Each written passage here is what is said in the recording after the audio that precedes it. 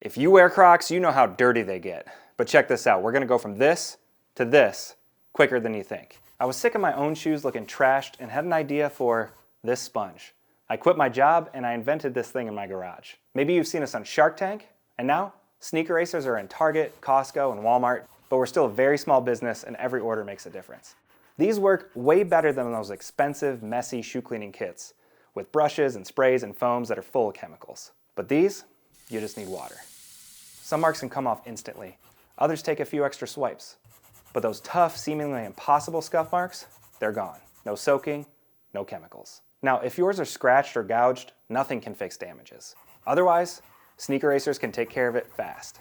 Maybe you've tried typical erasers before. They're made for countertops, not shoes. They crumble and don't last. However, we engineered SneakERASERS for shoes. The difference is huge. This orange layer is for smooth, sensitive surfaces. The white eraser side, you can use it until it's gone. The trick is not to press hard, just light swipes. It works better and helps the eraser last longer.